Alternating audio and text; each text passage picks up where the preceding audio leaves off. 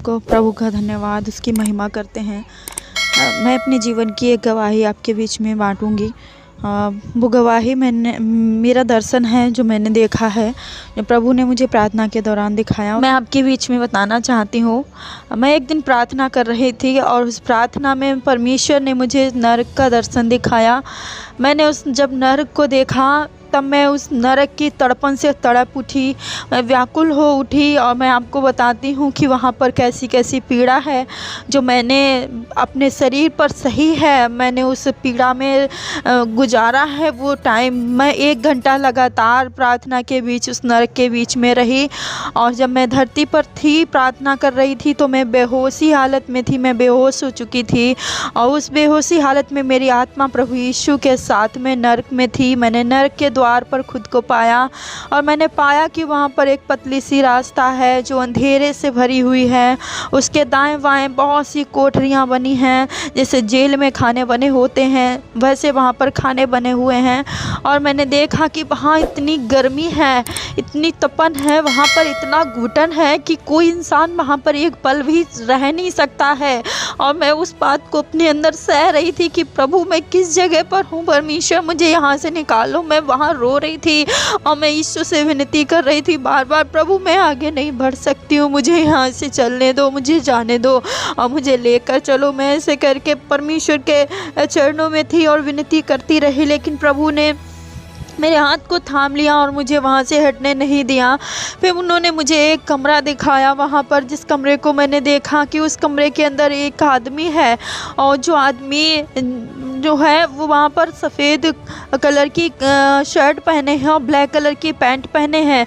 मैंने जब प्रभु से पूछा पिता ये कौन है, तो उस परमेश्वर ने मुझसे कहा देखो ये एक डॉक्टर है और ये जब दुनिया में था तो इसने अंगों का व्यापार किया, इसने नवजात शिशुओं को गर्भ में मार दिया, इसने मोटी कमाई कमाई, इसलिए यह यहाँ पर है। जब प्रभु ने ऐसा कहा मेरे अंदर डर पड़ने लगा, मैं बहुत घबराने लगी क्योंकि मैंने ऐसा कभी देखा नहीं था। मैंने बाइबल में लोगों के दर्शनों से सुना था, लेकिन मैं खुद उस चीज़ को फील कर रही थी, मैं बहुत तड़प रही थी वहाँ पर। और फिर परमेश्वर ने मुझे दूसरा कमरा दिखाया। उस दूसरे कमरे में मैंने अपनी दादी जी को देखा। मैंने देखा मेरी दादी माँ वहाँ पर है, जो वो मर चुकी हैं, अब वो सच में इस दुनिया में नहीं है।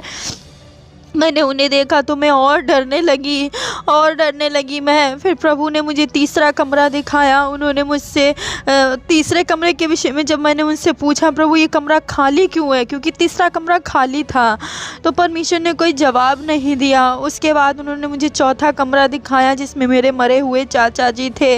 मैं और डरने लगी कि यहाँ क्या हो रहा है, यहाँ पर सब मेरे रिश्तेदार कैसे निकल रहे हैं, यहाँ पर मेरे अपने क्यों आए। और मैं बहुत तकलीफ़ में पूछती रही परमेश्वर से ही चीज़, जिससे मैं पूछती रही प्रभु बता दो, लेकिन उन्होंने मुझे नहीं बोला कुछ भी। उन्होंने मुझे पांचवा कमरा दिखाया जिसमें मैंने देखा कि मेरे नाना जी हैं और वो मर चुके थे और सच में वो मर चुके हैं और मैं उनसे बहुत प्यार करती हूँ। और मैं अपने नाना जी के कारण वहाँ पर बहुत व्याकुल हुई। मैं प्रभु यीशु के चरणों में गिर गई और गिर कर मैं अपने नाक को रगड़ कर विनती करने लगी प्रभु दया कर दो, मेरे नाना को यहाँ से छोड़ दो, जाने दो। मैं अपने नाना के सब कामों को गिनाने लगी कि पृथ्वी पर मेरे नाना ने बहुत भलाई की, बहुत अच्छाई की, प्रभु इनको यहाँ मत रखो, इनको जाने दो। और मैं खुद से उस दरवाजे को खोलने की कोशिश करने लगी कि मैं अपने नाना को वहाँ से बचा लूँ, लेकिन मैं नहीं बचा पा रही थी। ऐसे करके वहाँ पर मेरे साथ होता रहा। मैं बहुत तकलीफ़ में पड़ी रही और मैं बिल्कुल बेसुध रही। मेरे अंदर बिल्कुल ऐसा लगता था कोई सामत नहीं बची। फिर जीसस ने मुझे अपने हाथों से उठाया। मैं ज़मीन में उनके पैर में पड़ी थी तो उन्होंने मुझे उठाया। जब मैंने देखा कि यीशु मसीह मुझे उठा रहे हैं और वो रो रहे थे, उनकी आंखों में बहुत आंसू थे, वो रो रहे थे। उन्होंने मुझसे कहा बेटी देखो, मैंने तुम्हारे ख़ानदान पर जो अनुग्रह नहीं किया वो अनुग्रह तुम्हारे परिवार पर किया है। और देखो ये तीसरा कमरा जो तुम खाली देखती हो ये तुम्हारे लिए है और ये तुम्हारे परिवार के लिए है। यदि तुम मेरी विधियों को ना मानोगी, यदि तुम निश्चिंत रहोगी ज़मीन पर कि मैं स्वर्ग ही जाऊंगी, और तुम मेरे काम को पूरा ना करोगी, मेरे स्वभाव में ना जियोगी और लोगों को ना बताओगी इस बारे में, और लोगों के लिए प्रार्थनाएं नहीं करोगी अगर, तो तुम्हें भी यहाँ तीसरे कमरे में आकर रहना होगा। जब मैंने ये बात सुनी कि वो कमरा मेरे लिए है, मैं टूट गई। मैं पूरी तरह से टूट गई और मेरे पैर से लगता था ज़मीन निकल गई, कुछ बचा ही नहीं मेरी लाइफ में। जिस स्वर्ग को जाने के लिए मैं मेहनत कर रही हूँ, जिस स्वर्ग को जाने के लिए मैं फास्टिंग प्रेयर सब कुछ करती हूँ, लेकिन परमेश्वर ने कह दिया वहाँ नहीं बल्कि नरक में तुम्हारे लिए कमरा है। मैं बहुत उदास हो गई और रोने लगी। वहाँ पर बहुत पश्चाताप मैंने किया। अब वो जलन मेरे शरीर से हट नहीं रही थी, वो घुटन मुझ पर पूरी तरह हावी थी। और फिर इसी से परमेश्वर ने मुझे छठा कमरा दिखाया। छठे कमरे में मैंने एक औरत को देखा। वो औरत जो थी उसके जो बाल थे वो कीड़ों से बने हुए बाल थे। उसकी नाक में केंचुए की नथुनी पहने थी। उसके कान में जो बिच्छू थे वो लटके हुए थे, टॉप्स थे बिच्छुओं के, जिंदा थे वो सब कीड़े उसके ऊपर। और मैंने उसके कंगन की जगह, पायल की जगह, कमरबंद की जगह सांपों को लिपटे देखा। फिर प्रभु ने कहा देखो ये डांसर है, ये नाचती थी दुनिया में इसलिए ये यहाँ पर है।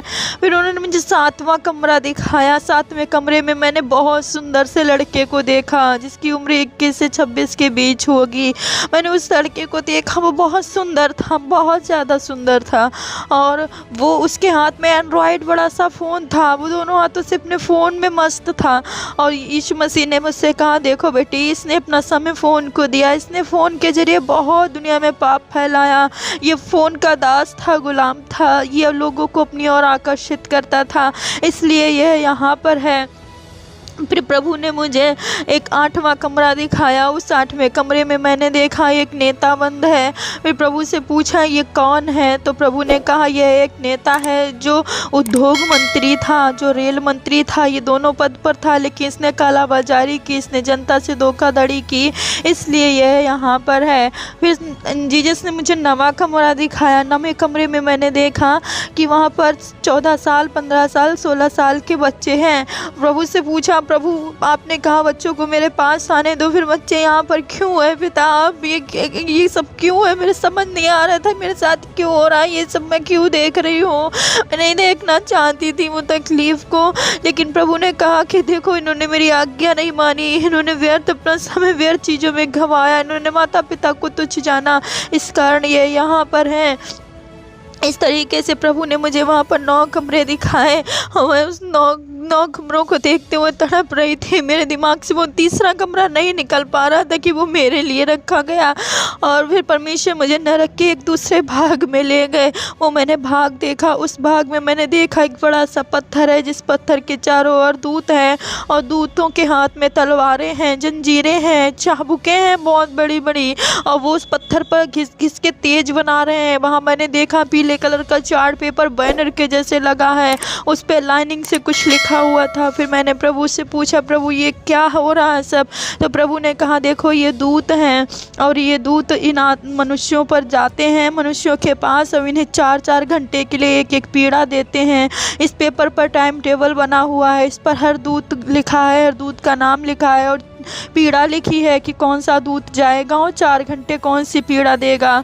जब एक पीड़ा 4 घंटे तक बीत चुकी होती है तब दूसरा दूत जाकर उन्हें पीड़ा देता है। इस तरीके से उन्हें सताया जाता था जो वहाँ जेल जैसी उस नरक में बंद थे। और फिर परमेश्वर ने कहा देखो तुम्हारे यहाँ जैसे 7 दिन बीतते हैं वैसे यहाँ 7 दिन बीतने के बाद ये चार्ट पेपर बदल दिया जाता है और उससे दुगनी पीड़ा का चार्ट पेपर लगा दिया जाता है।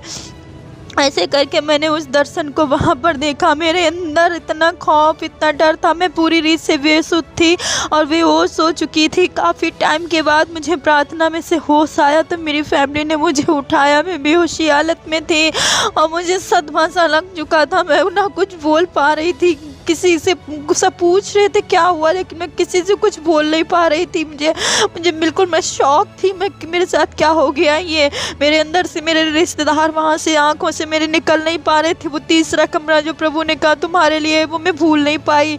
और मैं 2 दिन ऐसे ही सदमे में रही। मुझे ना कुछ खाना अच्छा लगा, ना ही मुझे नींद आई।